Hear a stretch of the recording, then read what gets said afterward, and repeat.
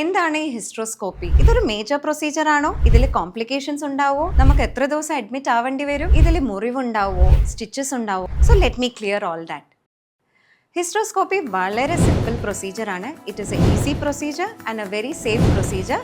പക്ഷേ അത് കറക്റ്റായിട്ട് ചെയ്തിരിക്കണം. ഇത് നമ്മൾ ജനറൽ അനസ്തീഷ്യയിലാണ് ചെയ്യുന്നത്.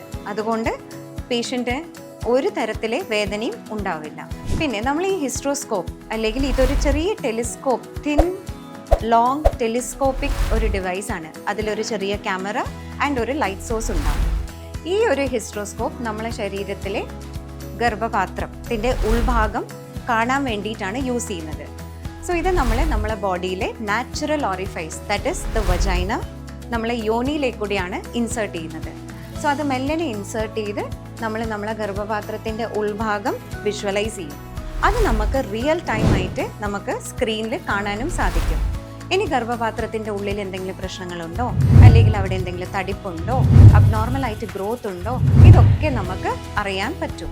ഇൻഫാക്ട് അതേ സമയത്ത് നമുക്കതിനെ റിമൂവ് ചെയ്യാനും പറ്റും. So that good hysteroscopic procedure is. ഇനി ഇത് ഏതൊക്കെ കണ്ടീഷൻസിലാണ് യൂസ് ചെയ്യുന്നത്? Let us see.